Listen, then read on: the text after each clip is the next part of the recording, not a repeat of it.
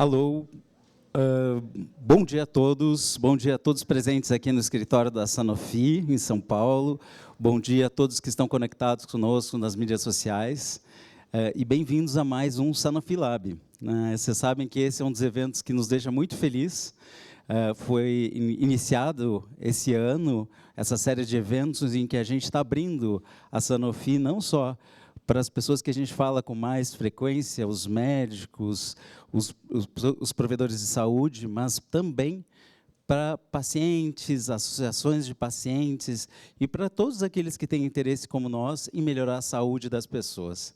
Então, o Sanofi Lab é um evento muito importante da nossa rotina aqui dentro da empresa. Mais uma vez, bem-vindo a todos. E o tema de hoje é um tema de altíssima importância, porque a gente vai falar de asma. A gente vai falar de asma grave. E hoje é o Dia Mundial de Combate à Asma. Então, isso é super importante, porque é uma doença muito frequente, de alta prevalência, mas a gente vai discutir aqui que existe um problema de estigma. Às vezes as pessoas têm vergonha de terem o diagnóstico, de falarem o diagnóstico, e isso impacta em não se tratarem, muitas vezes, não terem os sintomas controlados como poderiam, com uma série de consequências relacionadas a isso. Então, vamos tentar quebrar um pouco desse preconceito, né? Vamos tratar a asma como uma doença tratável, onde as pessoas podem ficar muito bem, porque existem 1000 opções disponíveis para que essas pessoas realmente tenham uma qualidade de vida excelente. Como você sabe, a gente sempre tem convidados super qualificados, super especiais. Já temos algumas pessoas que já estão se tornando da casa, né, de tanto sucesso que fazem aqui no Sanofi Lab. E aí eu gostaria de começar chamando, então, para compor aqui a mesa, a doutora Janaína Mello, médica alergista e de imunologia clínica médica do Hospital de Clínicas da Faculdade de Ribeirão Preto. Bem-vinda, Janaína. Logo a seguir, o Dr. José Roberto Megda Filho, presidente regional do Vale do Paraíba da Sociedade Paulista de Pneumologia e Tisiologia, também conhecido como Dr. Sono. É assim? Muito bem-vindo. E, por fim, eu gostaria de convidar a Raíssa Cipriano, presidente da ASBAG, que é a Associação Brasileira de Asma Grave. E ela é uma executiva de advocacy e políticas públicas. Raíssa, por favor, muito obrigado.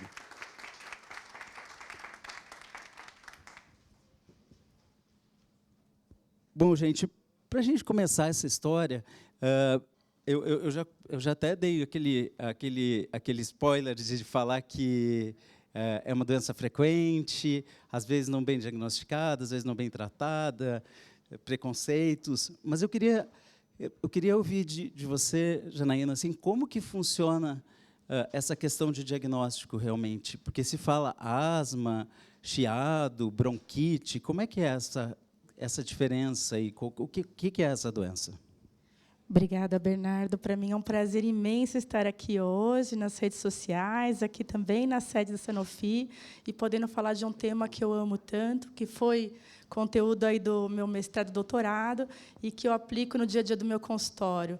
E aí, já falando um pouquinho sobre quebra de padrões, vamos desmistificar tudo aqui hoje, né, pessoal? Então, vamos falar um pouquinho que a asma é igual a bronquite. Muitas vezes os pacientes chegam para a gente, doutora, eu não tenho asma, eu tenho bronquite. E por quê? Justamente até por conta de um preconceito, sabe, Bernardo? Porque pensam que asma, às vezes, é mais grave. E aí eu sempre falo, não. Asma e bronquite é a mesma coisa, e nós vamos tratar isso juntos, né? Então, já começa aí. Agora, o diagnóstico, muitos pais chegam assim para a gente, poxa, doutora Janaína, como que eu faço? Tem algum exame específico que me dê a certeza que meu filho ou que eu sou asmático? E não, a resposta é não. O diagnóstico ele é clínico. O que é isso? Ele é feito através de um conjunto de sintomas. Ou seja, se o paciente tem tosse, falta de ar, chiado no peito, dor torácica, cansaço aí as atividades físicas, e esses sintomas são persistentes, isso pode ser asma. Procure o seu alergista ou o seu pneumologista para poder fazer o seu diagnóstico, tanto em criança quanto adulto. Certo, Bernardo? E aí, doutor Magda, nesse contexto de falar assim que as pessoas são diagnosticadas, elas recebem o tratamento muitas vezes é a bombinha, né? E aí as pessoas não querem usar, têm vergonha de usar. Como que funciona isso? Como é que é no dia a dia realmente a aceitação do tratamento, a aceitação do diagnóstico, a aderência ao tratamento? Alô, oi. Primeiramente, queria agradecer também. Eu sempre fui um fã do Sanofi Lab, né, Carol? Hoje eu sou um dos convidados. Obrigado mesmo pelo convite. E é um prazer falar para você que está em casa também, né? A gente levar informação de qualidade, desmistificar sobre essa doença, tentar quebrar essas fake news é importantíssimo, né? E eu sempre falo na minha prática que a asma é uma doença que o paciente não quer ter o diagnóstico de asma, o paciente não quer tratar corretamente a asma. Então, é um desafio para nós, profissionais de saúde, para vocês da indústria farmacêutica, saber lidar com essa doença, né? Assim como a Janaína já falou, quando o paciente chega no nosso consultório, né, muitas vezes já passou com o pediatra, já passou com o alergo, já foi falado que ele tem asma, e ele chega no pneumologista com a última esperança. Tomara que ele fale que eu não tenho asma, que eu tenho bronquite. Aí eu falo, não, realmente, você tem asma. Aí aquilo a mãe, a avó, né, muitas vezes, nossa, meu filho está condenado.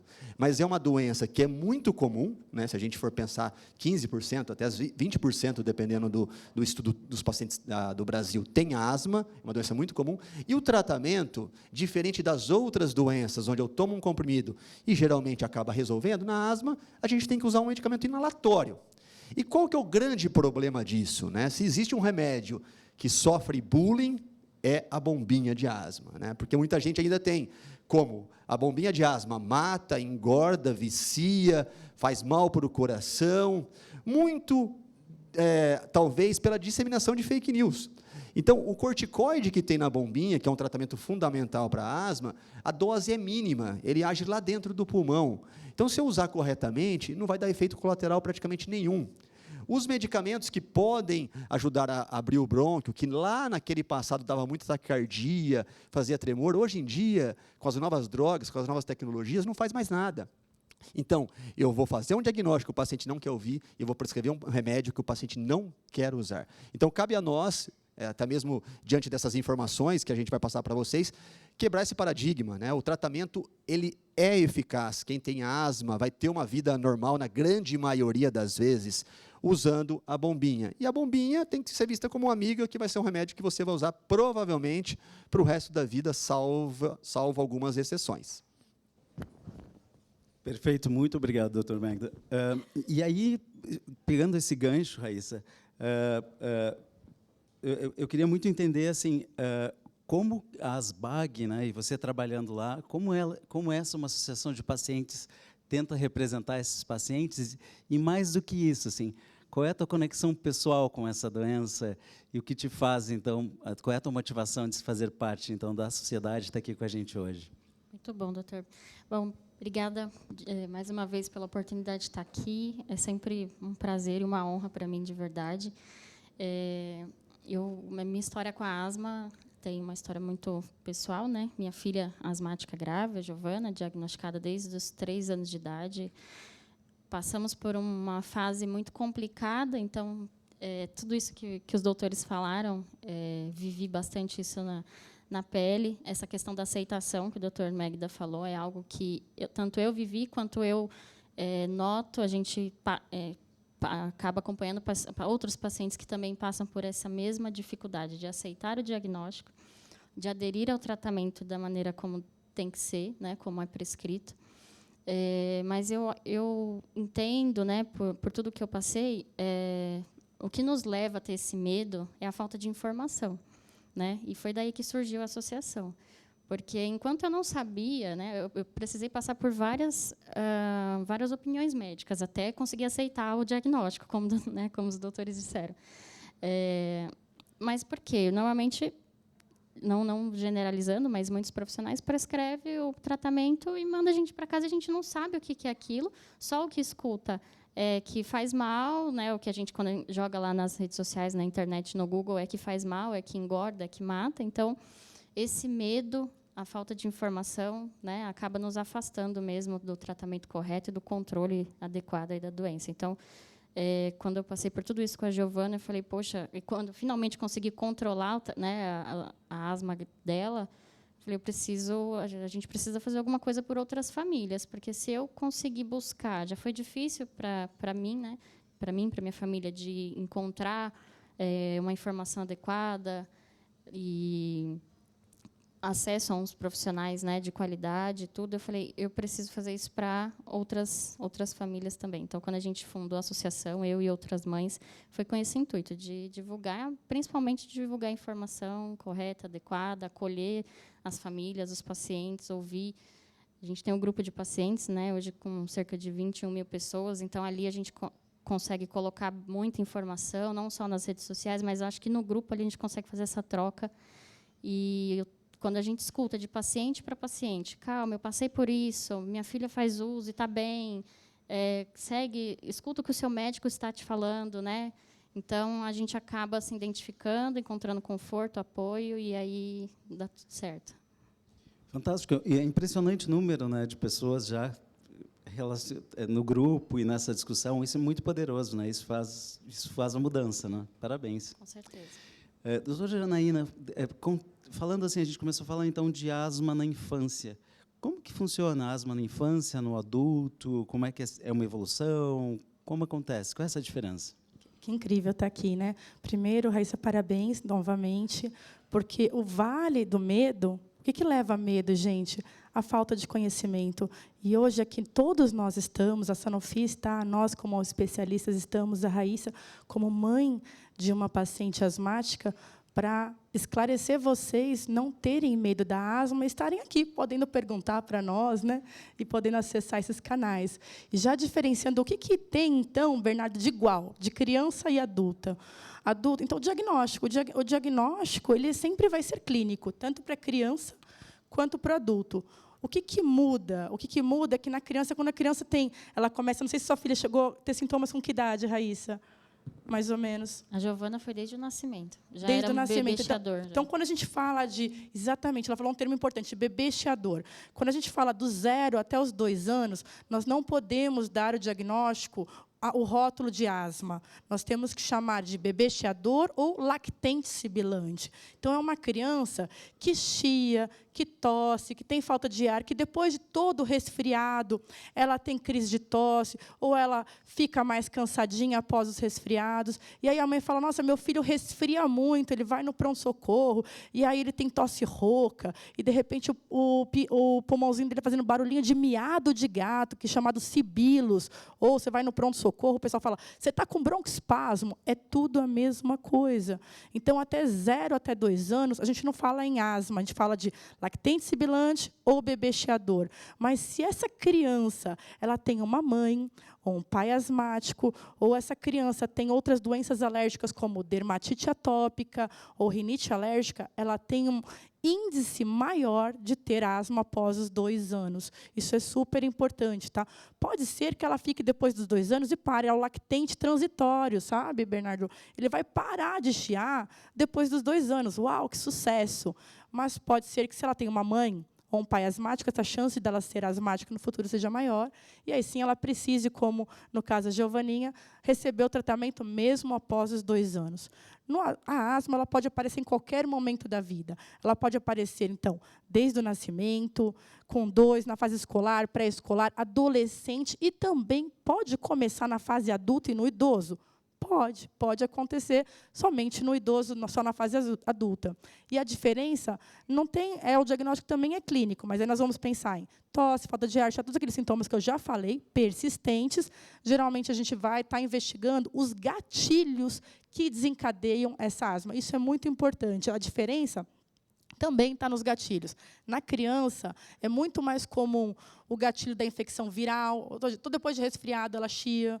Tá? É muito comum aí outros gatilhos, como o ambiente na casa, a poeira, o gato, o cachorro.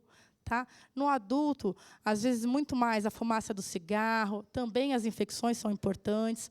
Os alérgenos ambientais, como o ácaro, que é a poeira, e os epitélios de animais são importantes. E aí, o papel do especialista, do alergista, ou até do pneumologista, é identificar qual gatilho está desencadeando essa asma, e aí sim poder ajudar na prevenção.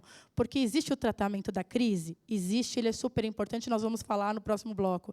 Mas é super importante prevenir para que você não tenha crises de asma. E como que eu previno, doutora Janaína? Eu posso identificar, por exemplo, se eu for alérgica a ácaro, e fazer vacinas. Imunoterapia alérgena específica, que é um tratamento que o alergista já executa e que diminui a tendência e os riscos de asma. Então, tem muita coisa hoje que antigamente não se falava que pode facilitar a vida dessa criança, desse adolescente, desse adulto asmático.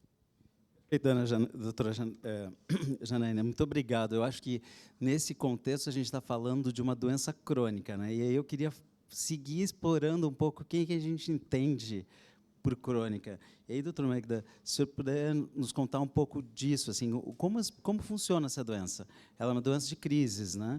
A pessoa fica sempre sintomática, ela vai ter períodos em que ela fica sem nenhum sintoma identificado. E nesse contexto, assim, a gente estava falando de prevenção. Prevenção é tomar remédio? O que é a prevenção, né? E acho que esse é para a gente dar bem essa sequência que a doutora Janaína estava conversando. Perfeito. A Janaína falou muito bem, né? Então, quando o paciente ele tem asma, a primeira missão na minha consulta inicial é colocar na cabeça do paciente que ele tem uma doença para o resto da vida. Igual a hipertensão, igual a diabetes, igual ao hipotireoidismo. Você vai ter uma doença para o resto da vida. Essa doença ela é caracterizada por uma inflamação crônica.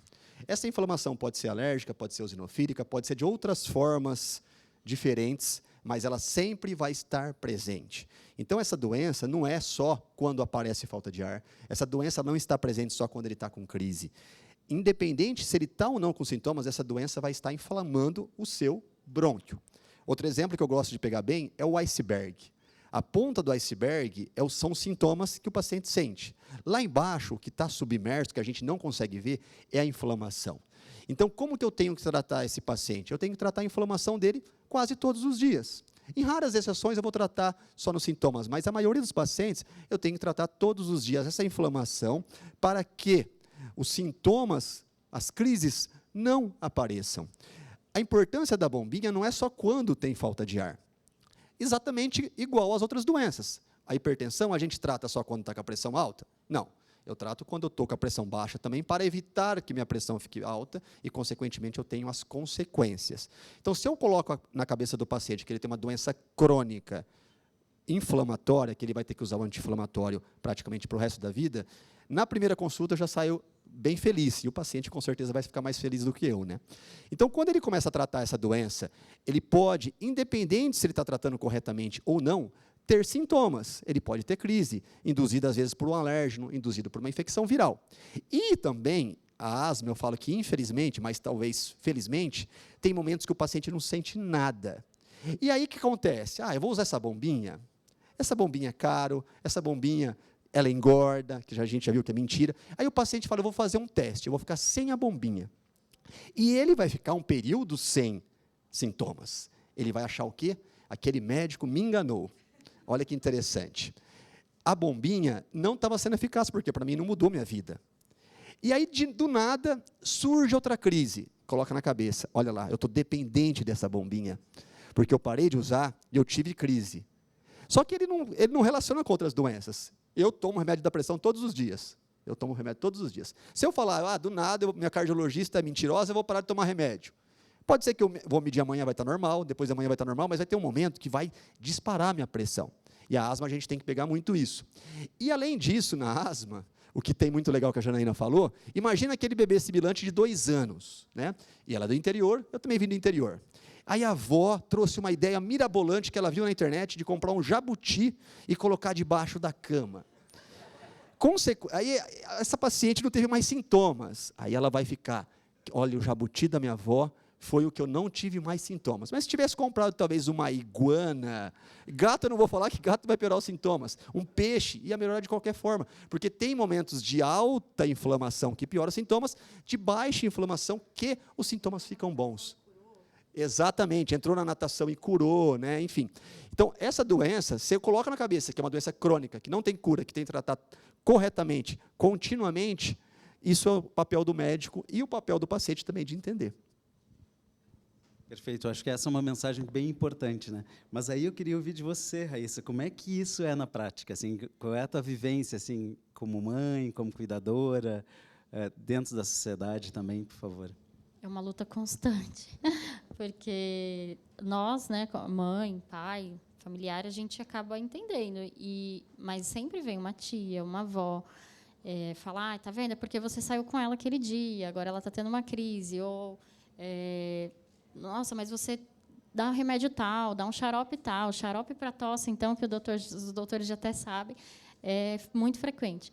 Então, essa interferência é muito ruim, né, para o paciente, porque a gente fica assim, tendo que andar numa corda bamba entre eu ouço médico, eu ouço minha tia, minha avó, que já passou por isso, que tem experiência, fiz isso e nunca morri, né, é o que a gente escuta muito. Então, o que a gente tenta na associação é assim, compartilhar a experiência mesmo, real, de vida, né, quem passa de verdade por isso todos os dias na pele.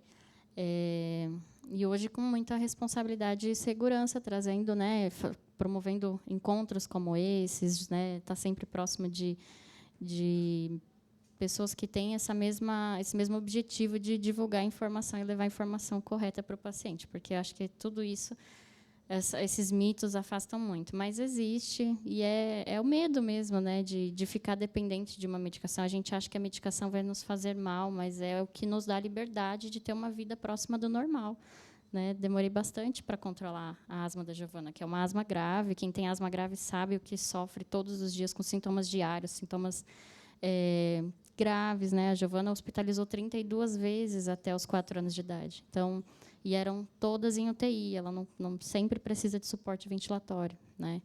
Então, isso é muito sério a gente pensar que pode se automedicar ou, da mesma forma, achar que pode deixar de fazer a medicação por conta própria, né? Então, é uma doença que tem que ser levada a sério, não dá para tratar só quando tem sintomas, né? Porque a gente sabe que a maior parte dos pacientes tem uma asma leve, moderada, e aí são os que mais negligenciam, eu imagino, né?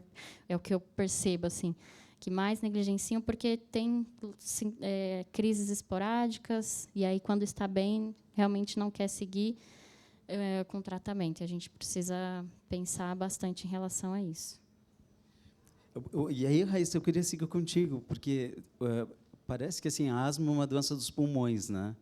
Mas ela pode ser mais ampla que isso, pode ter afetar de outras formas o paciente, né? Você conta um pouquinho da tua experiência e da tua vivência com isso. Com certeza. Eu sempre falo que o paciente ele não é o pulmão, né? Quando a gente fala de asma, as pessoas, portanto, pacientes, profissionais, acham que precisa tratar só o pulmão. E, com a minha experiência com a Giovana, eu entendi que a gente precisa tratar da nossa saúde como um todo, para alcançar ali uma qualidade de vida, né? Chegou um momento do tratamento da Giovana que ela não tinha mais crises espontâneas, porém, ela não tinha uma qualidade de vida. Ela era uma criança que não podia ainda fazer fazer atividade física de alta intensidade, como qualquer outra criança, que quer correr, que quer pular, que a gente sabe não pula-pula, né, tem um gasto energético muito grande. Então, apesar dela estar controlada, ela não tinha ainda um condicionamento físico, ela não tinha uma qualidade de vida mesmo, né? Ela teve enfraquecimento ósseo, enfraquecimento muscular, né, tanto dos membros quanto respiratório. A Giovana teve atraso do crescimento, né? Então, foram várias questões que ali eu entendi que, para alcançar o controle da asma, a gente também precisa olhar para essas outras, essa outra forma de controlar ali, de cuidar da saúde. Então, atividade física, buscar um tratamento multidisciplinar. Eu tive que regrar muito a alimentação, porque ela, né, começou a ter problemas e dificuldade do ganho de peso. Então, quem sofre de uma forma mais grave da asma acaba tendo sintomas e dificuldades até em outros sistemas, né, do nosso organismo. Então, tem que ter um cuidado mesmo, bem regrado. E eu acho que esse atendimento multidisciplinar está sempre sendo acompanhado por profissionais ali, especialistas que sabem o que está fazendo, é muito importante. Perfeito, Raíssa. Muito obrigado. Eu queria lembrar a todos que a gente está aberto a perguntas para os nossos palestrantes aqui, debatedores, tanto aqui presencialmente quanto nas redes sociais. Alguma pergunta aqui? Eu tenho um microfone aqui na plateia, por favor? Não, Obrigado. Eu queria pegar esse gancho e explorar um pouco mais como que vocês conduzem e qual é a relação que vocês enxergam, o benefício da prática de atividade física para os seus pacientes e o impacto do paciente com asma grave. A gente sabendo as limitações, mas como que é isso no dia a dia? Qual o impacto que vocês veem? Excelente pergunta. E já pegando o gancho do que a Raíssa falou, um nome é muito importante: equipe multidisciplinar. Nenhuma doença crônica consegue ter grande sucesso se o foco for apenas um especialista. Nós precisamos de muitos para conseguir o melhor sucesso. Então, a atividade física, eu vou precisar, sim. Isso tem um impacto fenomenal no paciente com asma. Hoje, nós vamos trazer para algo que é mais próximo para algumas pessoas. Se alguém tem um infarto do coração, quando você tem um infarto, para que o seu coração se restabeleça, ele vai para uma terapia de acompanhamento e exercícios físicos para que os vasos do coração se restabeleçam, criem novas conexões. A asma, a mesma coisa, é uma doença crônica, como o Dr. Megda falou. É uma doença inflamatória crônica. Então, eu preciso, muitas vezes, de atividades físicas, e aí a importância de saber muito bem escolher qual atividade física, para que eu possa melhorar a minha capacidade ventilatória. Tá? Então, por exemplo, todo mundo fala assim, é bom fazer natação, porque natação cura a asma. Da onde que veio esse conceito, eu acredito? É mito, tá, gente? Natação não cura a asma, mas é um excelente esporte para quem tem asma. Por quê? Porque ele vai desenvolver diversos movimentos, motores, como a própria Raíssa falou, que na sua filha foram debilitados por conta da asma grave. Então, eu vou estar ativando musculatura, né, que é braços, perna, respiração e controle de respiração. É um exercício que vai exigir do cardio pulmonar uma frequência maior. Então, com certeza, é um exercício completo de atividade física. A única ressalva é a gente avaliar se o paciente tem rinite alérgica associada, a gente lembrar que todo paciente com asma, em 80% dos casos, ele também tem rinite. Então, as nossas piscinas, muitas vezes, são cloradas com cloro muito forte.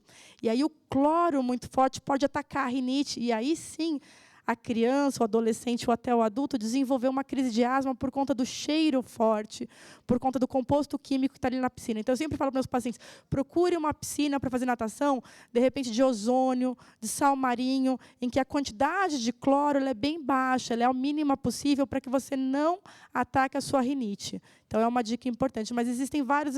Outro dia, um paciente meu falou assim, doutor, eu queria fazer judô.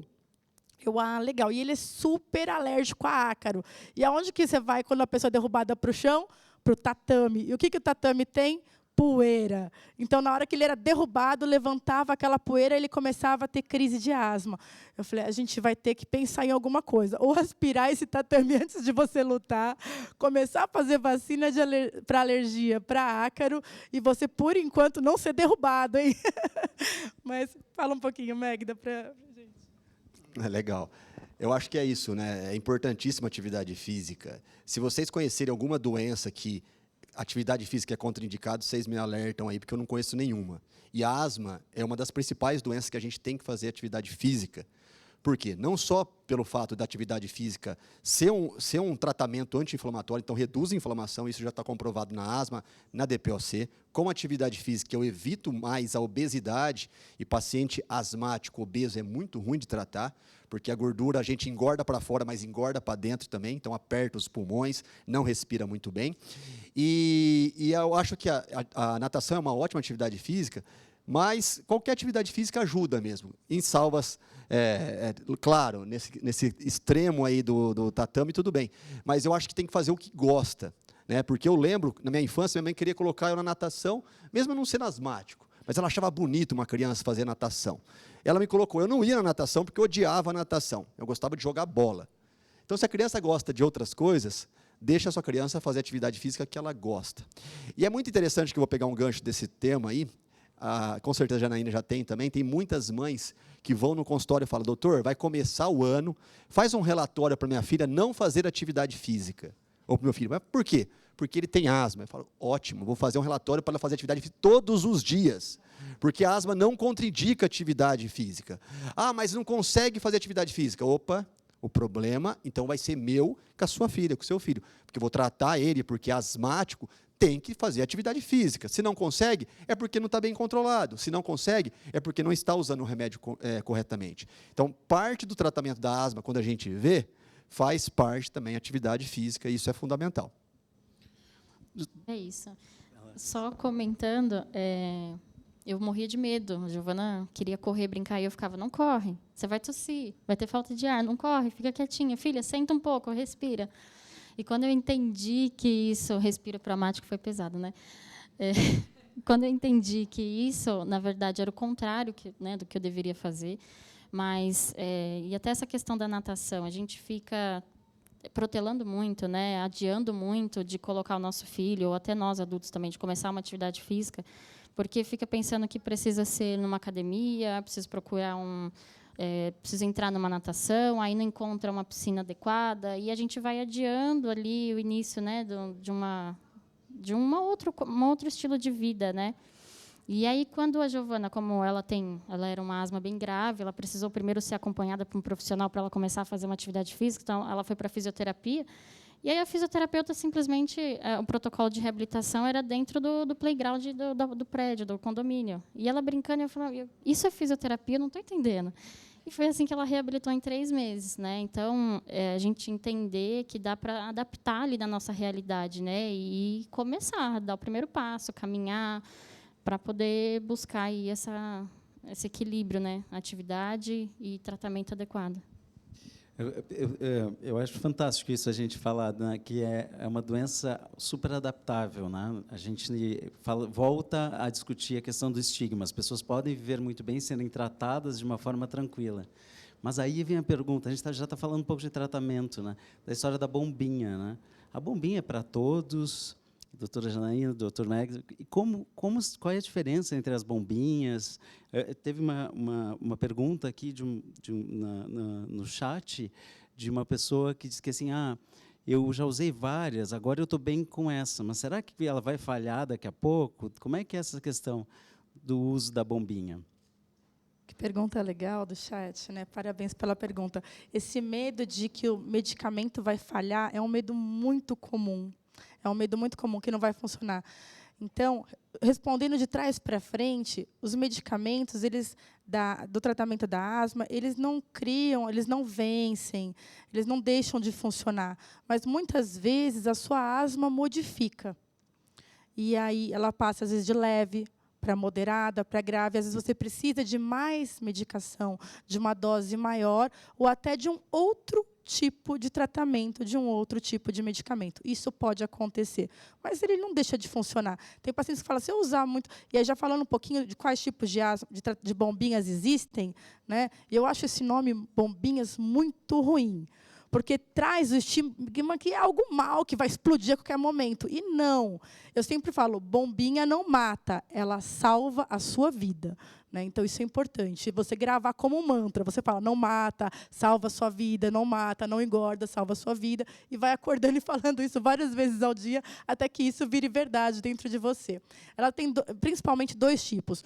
Uma que é para o tratamento da crise, que broncodilata o pulmão. Então, lembra que o nosso pulmão é como se fosse um encanamento, assim, né, doutor Megda? E que a gente vai aumentar ele quando eu uso a bombinha do broncodilatador. Eu vou abrir o pulmão quando eu utilizo. Então, eu consigo respirar na hora da crise. E existe a bombinha que trata a inflamação. E essa, pessoal, que trata a inflamação, que são os corticoides inalatórios, são as mais importantes. Não existe tratamento de asma sem bombinha de corticoide inalatório. Por quê? O Dr. Megda falou, é uma doença inflamatória crônica. Então, se a inflamação continua sempre, como que eu posso tratar só a crise e não tratar a inflamação, que é o nosso iceberg que está lá embaixo? Não tem jeito. Então, a bombinha ela vai ser algo do dia a dia, é o remedinho da pressão alta, é a insulina para o diabético, é o medicamento do paciente asmático, né? E aí, dentro dos tratamentos de asma, passando um pouquinho a bola para o Dr. Magda, a gente tem várias coisas além das bombinhas, né, Magda? Conta para a gente. Exatamente. A bombinha, eu parto do princípio que eu vou jogar o remédio dentro do pulmão. Então, esse é o principal tratamento. Tá? Se você tem asma e você usa uma bombinha que não tem corticoide inalado é um anti-inflamatório, você tem que rever seu tratamento. Então, asma é igual a corticoide inalado. Na grande maioria das vezes, a gente coloca 2 remédios, que, inclusive, são as orientações atuais. Corticoide inalado junto com broncodilatador. Então, eu desinflamo do lado e, do outro lado, eu abro o brônquio. Isso está ótimo. E aí existem várias bombinhas que têm corticoide inalado com broncodilatador. Eu gosto da bombinha A, eu gosto da bombinha B, eu gosto da bombinha C. As doses, na grande maioria das vezes, é equivalente. E assim como tem gente que gosta de camiseta azul, camiseta vermelha, camiseta amarela, tem muito o seu gosto, o jeito que você usa, o jeito que você aspira. Aí depois, vamos supor, eu estou tratando com essas bombinhas e não está resolvendo. Será que acostumou com a bombinha, né? Será que a bombinha do outro, no grupo de pacientes lá da Abra também tem muito? O fulano de tal usou a bombinha tal, que é a última tecnologia, tem uma partícula pequena, chegou no Brasil agora. Muitas vezes, a gente vai trocar 6 por meia dúzia, vai fazer um teste. Mas, se eu não estou controlado com essas bombinhas, existem hoje medicações que podem ajudar no tratamento, medicações biológicas, que são medicações injetáveis, tem outro tipo de broncodilatador também, tem a imunoterapia, que são vacinas para alergia, tem comprimidinho que pode ajudar numa via de inflamação diferente. Então, nós temos várias opções terapêuticas, mas sempre lá no nosso cerne de tratamento, no início do tratamento, vai ter as bombinhas. Porque se um paciente asmático que não trata usando bombinha que tem corticoide inalado, eu sempre falo, rever o seu tratamento, que o tratamento principal para asma é corticoide inalado. Antes, é importante deixar bem claro, né, Magda, que e isso fica uma ressalva para todos os pacientes, pessoas que nos estão assistindo, que corticoide oral, que é a prednisona, a prednisolona, não é um tratamento contínuo para asma. Eu sei que, infelizmente, muitos pacientes vão somente a pronto-socorro, emergência, para tratar a sua crise. Está errado. Você está indo por um caminho extremamente perigoso. Extremamente perigoso. O ideal é utilizar o tratamento que nós comentamos aqui, corticoide oral contínuo, ou utilizar corticoide oral em diversas crises. Isso é um risco para diversas doenças como osteoporose, diabetes, hipertensão, catarata, entre inúmeras outras que são importantes ser frisadas aqui, tá? Obrigada. Perfeito. Raíssa, entrando nesse contexto assim da asma grave, então, como é essa jornada da pessoa para conseguir o diagnóstico e esse tratamento? Como funciona isso? O que você tem visto assim da história dos pacientes que você acompanha, da própria jornada da tua filha, né? Eu acho que isso tem mudado um pouco, mas não é fácil. É uma jornada bastante longa, porque a gente, por todos esses motivos que a gente tem conversado aqui, que nos afasta do diagnóstico, nos afasta do controle adequado, porque para o médico, né, para até você identificar e entender que aquilo é uma asma grave, você precisa primeiro começar ali o tratamento adequado, para entender se você vai controlar com as primeiras medicações ali do que foi prescrito. Então, e muitas vezes o paciente abandona o tratamento no meio do caminho, e isso tudo vai afastando cada vez mais, né, a gente ali do controle adequado. A gente tem um estudo publicado, né, nós publicamos em 2020, junto com a Casa Hunter, o Instituto Ipsos, que a gente fez uma pesquisa ali com 200 pacientes com asma grave para entender quanto tempo ele levou para alcançar um diagnóstico. E aí a média foi de 4 a 6 anos. Então, 4 a 6 anos, uma pessoa que tem asma grave, que são sintomas graves e diários, é bem complicado. Eu imagino que seja daí que venham os números alarmantes de 5 a 6 pessoas que morrem por dia, porque eu já passei por situações que diversas vezes que eu pensei que eu fosse perder minha filha, né? E aí, pegando esse gancho do diagnóstico, eu acho que é super importante. Apesar de não poder diagnosticar uma criança, né, um bebê cheador até os 2 anos, eu acho que isso não pode ser... a gente não pode deixar de tratar. E a minha filha ficou sem tratamento até os 2 anos e 11 meses.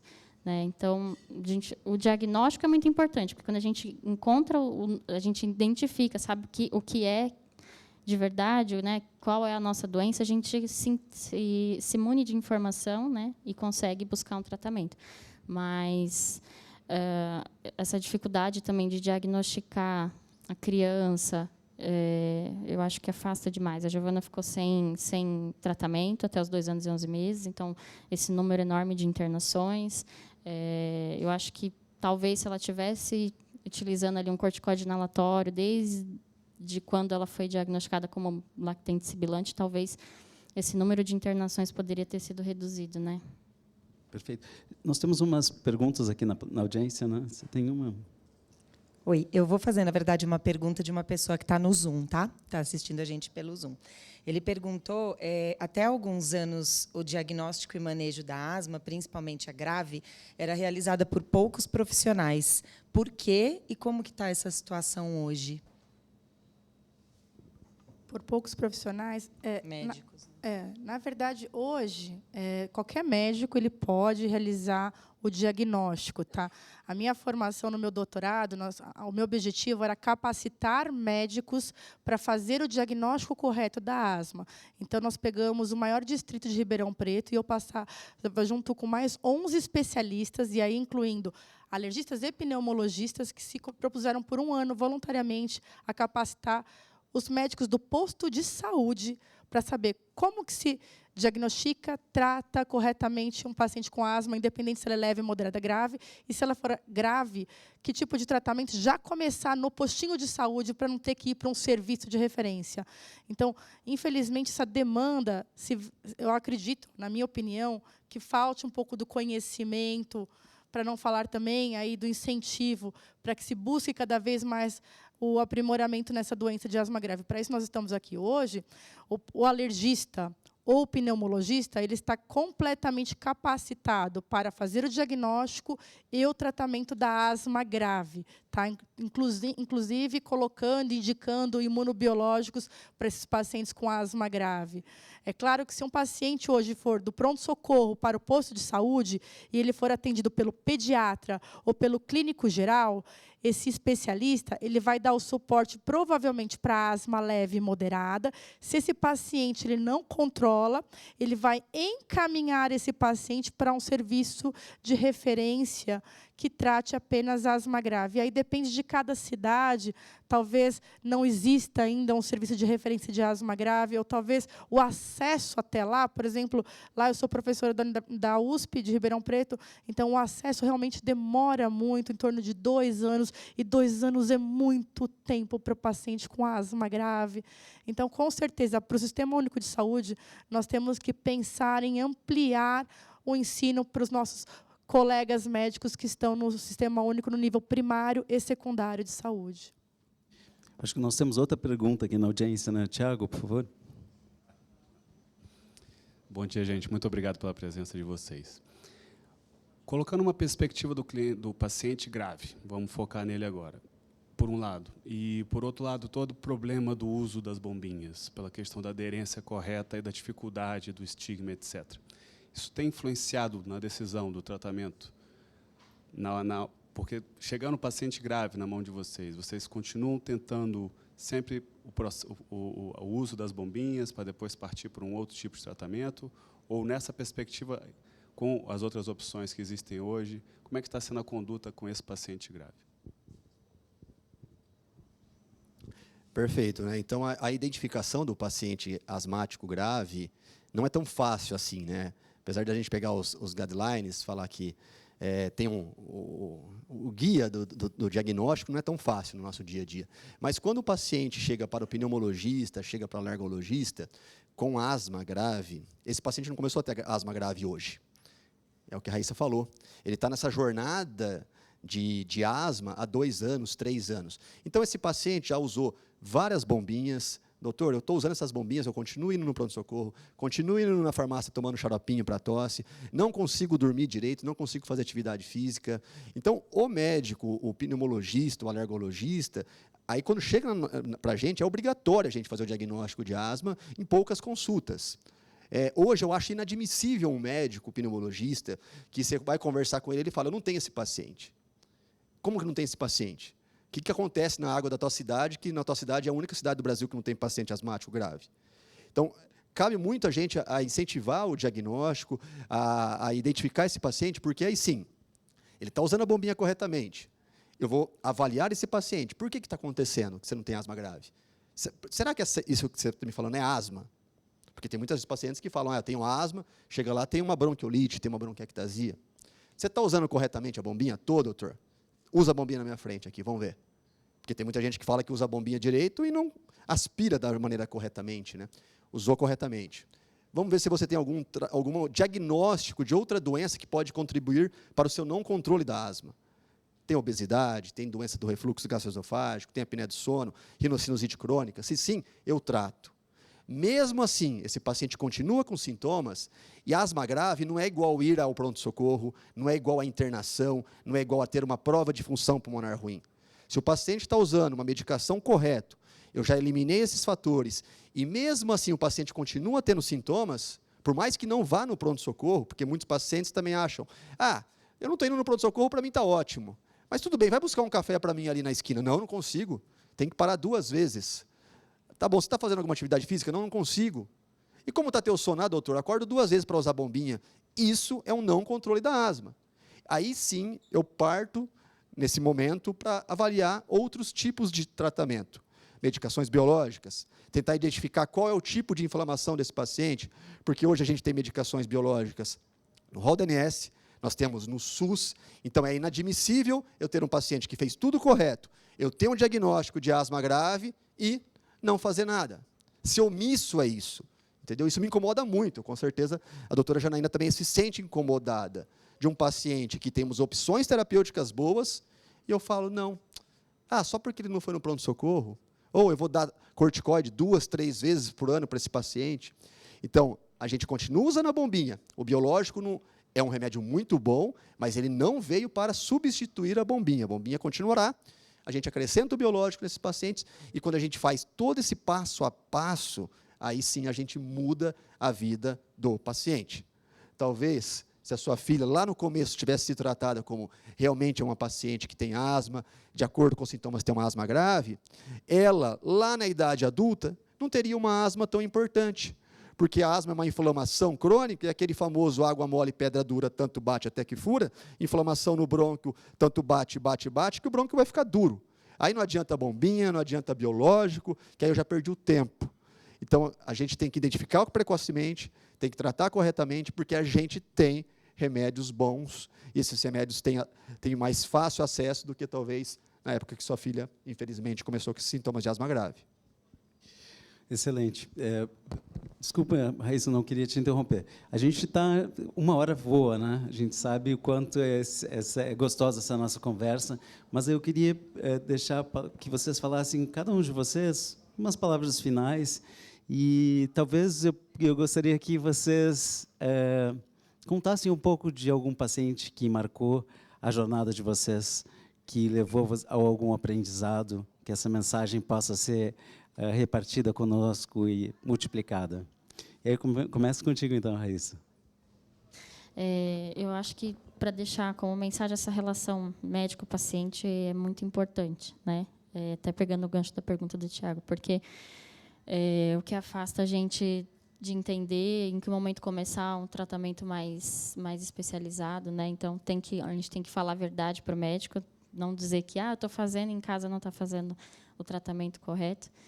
E aí, nesse sentido, o que me marcou recentemente, até foi um paciente de Curitiba, se ele estiver assistindo, ele vai saber que é dele que eu estou falando, porque ele chegou na associação muito assustado com o diagnóstico. Eu recebi o diagnóstico recentemente de asma, mas eu estou procurando uma outra opinião, porque eu acho que não é asma, não. Eu acho que eu tenho um nível muito alto de ansiedade e queria que a gente tentasse orientar e procurar um profissional para ele. No fim, ele procurou até um especialista particular e já entrou com os medicamentos inalatórios e, novamente, ele nos procurou e eu conversando com ele, eu contei toda a minha experiência, ele entrou no grupo, começou a ouvir outros pacientes e ele falou, não, tá certo, eu vou fazer o tratamento e vamos ver no que dá. E aí ele começou a fazer, ele deu uma boa controlada. Assim, foi uma pessoa que ele chegou muito, muito ansioso, com muito medo, mandava áudio chorando, muito preocupado, um adulto já, né, 20 e poucos anos. E que a gente nota o medo mesmo do paciente, né? E só da gente conversar e trocar essa experiência, ele aceitou fazer o tratamento e ver, e ele falou: não, Raíssa, eu confio em você, no que você está falando, eu sei que eu posso ter uma vida melhor, eu quero cuidar do meu filho, e ele começou. Poucos meses depois, ele já teve a indicação do imunobiológico, né? Porque ele já estava fazendo o tratamento todo otimizado, né? E é uma pessoa que a gente sabe que realmente estava fazendo o tratamento. E aí ele já entrou para o biológico e hoje ele tem uma vida completamente diferente. Então, isso me marcou, porque foi num período muito curto. Ele está com a gente há poucos meses. E, com tão pouco tempo, ele conseguiu encontrar qualidade de vida. Assim. A gente tem muitas outras histórias de pacientes até que ficaram por mais tempo com a gente, para conseguir aí o controle, mas esse rapaz marcou bastante porque foi uma pessoa que chegou completamente sem esperança nenhuma. A cada áudio ele chorava, com medo do tratamento, medo do diagnóstico, e ali, só de uma conversa, uma troca, e entender o que estava acontecendo, ele conseguiu ficar bem. Obrigado, Janete. Doutor Magno. Eu tenho uma história muito bacana de uma paciente que me procurou, ela tinha 30 anos, ela falou que o grande sonho da vida dela era ser mãe. Aí eu falei: mas por que você não é mãe? Você tem alguma infertilidade? Seu esposo tem algum problema? Ela falou: não sou mãe porque eu tenho asma grave. E ela foi condenada que mãe que tem asma grave não pode ter filho. Aí eu fui ver, realmente, ela usava a medicação corretamente, ela tinha uma limitação ventilatória muito importante, e ela já veio com o diagnóstico de asma grave para mim. Então, quer dizer, eu não precisei nem pensar muito, né? O que faltava? Tratar essa paciente com uma asma grave. Tem paciente que trata a pressão, que um remédio resolve. Tem pacientes que usam 4 remédios e não resolve. Então, essa paciente, eu conversei com ela, falei: se você tem um sonho, vamos em busca do seu sonho. Começamos a tratar com uma medicação biológica, a gente tem falado muito aqui, né, que é uma medicação que é como se fosse uma insulina, né, é injetável, que o SUS dá, o plano de saúde dá, quando bem orientado. E essa paciente, resumindo a história, ela tem um filho, ela colocou o nome de José, em homenagem a mim. Eu falei: José, geralmente não tem asma, dificilmente a gente conhece um José que tem asma. Se tiver José é DPOC, né? Se colocasse Enzo, correria o risco de ter asma. E a paciente, ela é grata, toda vez que ela vai na consulta, ela leva o José. E ela, assim, então a gente pode, né, nós como profissionais de saúde, vocês como profissionais da indústria farmacêutica, realizar sonhos. Basta ter conhecimento, basta ter boa vontade e sair do nosso quadrado, né? Porque se a gente tem tratamento, basta a gente oferecer, e é o que aconteceu. É lindo, né? A gente poder mudar sonhos. E a minha história também não é muito diferente, Magda. Lá no consultório, eu atendi uma senhora já dos seus 50 e poucos anos, com uma jornada muito longa, onde os seus sonhos já estavam destruídos por muitos e muitos colegas, muitos médicos, muitas incapacidades, desistências, coisas que ela fazia: isso eu não posso, isso eu não posso, isso eu não posso. E quando ela chegou no meu consultório, eu vi uma mulher muito sofrida. E eu tenho uma mania de olhar o paciente como um todo e querer saber de tudo dele, da vida, o que faz, tem cachorro. Então, vai me contando tudo. E ela falou: doutora, eu tenho um sonho. Eu tenho um sonho de dançar com meu marido, mas eu nunca pude realizar seu sonho. Nem no meu casamento eu pude dançar, porque eu não conseguia nem fazer os testes, porque eu entrava em crise de asma. E ela já vinha utilizando bombinhas com seu tratamento, então ela era uma paciente que já tinha que subir de nível para um tratamento melhor. E aquilo me chocou tanto que eu falei assim: não, a senhora pode tudo, desde que a senhora seja bem tratada. A gente vai começar uma nova medicação. E ali eu comecei um novo imunobiológico para essa paciente, e dentro de pouco tempo, alguns meses, ela começou a fazer aulas de dança de salão com o marido. E aí, participar de campeonatos de dança de salão. E aí ela chegou assim no consultório: doutora, eu estou tão feliz porque eu posso dançar. E a senhora me ensinou que eu posso tudo, desde que eu seja amparada, desde que eu receba o tratamento adequado. Isso me trouxe uma satisfação pessoal muito grande. Mas, falando um pouquinho das últimas palavras que você pediu, eu gostaria de deixar aqui 5 pontos que eu aprendi, que é a mão do asmático, que eu sempre falo nas minhas redes sociais, que eu aprendi com o Dr. Paulo, lá do Rio Grande do Sul, que é para que você possa olhar a adesão do seu paciente. Se o seu paciente ele está realmente utilizando o medicamento. A bombinha está aí na sua bolsa, você está indo viajar, você está levando o seu tratamento, ela está com você. E a gente já consegue observar quanto tempo que demora para gastar. São perguntas fáceis que o médico pode perguntar no dia a dia para saber se esse paciente ele é realmente aderente ou não. Segundo ponto, a técnica, o Dr. Magda falou, faz na minha frente. É que nem andar de bicicleta, o paciente começa a adquirir vícios, acha que sabe, às vezes não sabe, então faz na minha frente. Às vezes todo mundo conhece aquele filme do House, aquele seriado do House, onde o paciente ele usa o spray no pescoço. Então, pode ser. Minha sogra, gente, foi diagnosticada aí com um problema respiratório, deram uma bombinha para ela, um dispositivo, e era de furar a cápsula. Quando eu vejo, filha, eu estou tomando essa cápsula aqui e veio esse dispositivo de brinde aqui. Para que serve isso? Eu estou chocada. Eu falei assim, não estou passando por isso, não está acontecendo na minha casa. E, realmente, o colega que fez não ensinou a minha sogra, e, com certeza, ela não sabia, ela não é obrigada a saber. Nós, médicos, temos que ensinar o paciente como se usa o medicamento. Eu falei, não, você tem que colocar a cápsula aqui dentro, furar e aspirar e lavar a boca após.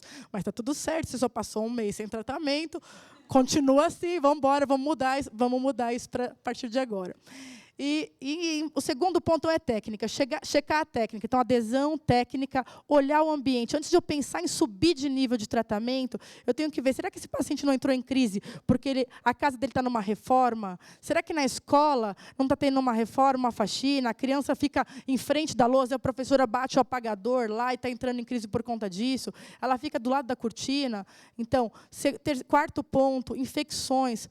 Pessoal, Covid, todo mundo viu aí o que pode acontecer com o vírus desencadeando e piorando crises de asma, tá? E nós vimos na pandemia como nós diminuímos o número de pacientes asmáticos com a prevenção e com a utilização de máscaras, percebendo o quanto que a infecção, principalmente a infecção viral, é importante para desencadeamento de crises. E, por fim, comorbidades. Obesidade, doença do refluxo gastroesofágico, polipose, rinite, todas doenças que estão extremamente correlacionadas com a asma e que, se não forem tratadas, nós não conseguimos um bom tratamento. Essas são as minhas mensagens finais. Bernardo, obrigada. Janaína, é fantástico. Na verdade, os nossos 3 panelistas são pessoas inspiradoras, né? Eu acho que a gente sai sempre com esse coração mais cheio, eu sempre falo disso. Eu queria comentar com vocês, assim, porque, particularmente, para mim, foi um dia importante, porque eu também me trato, assim, eu não tenho asma, mas eu me trato por uma doença neurológica. E hoje foi um dia que eu não estou conseguindo parar de tremer, né? Tá difícil. Eu quase não consegui subir os degraus aqui, de tanto tremor que eu estou. E a gente se supera, né? Eu acho que a gente tem que ter coragem. E uma das coisas que eu achei que era importante falar disso, porque eu fiquei inspirado com essas mensagens, né? De que ter uma doença, a gente não tem que ter vergonha, e falando dela, a gente pode ter apoio, a gente pode ter cuidado. Então, acho que essa seria a minha mensagem final. Você sabe que o Sanofi Lab é uma iniciativa super importante.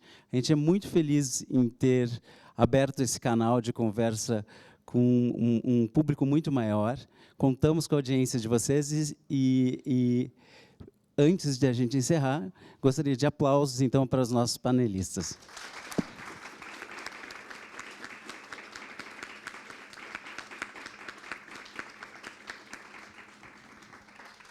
Muito obrigado e até o próximo Sanofi Lab.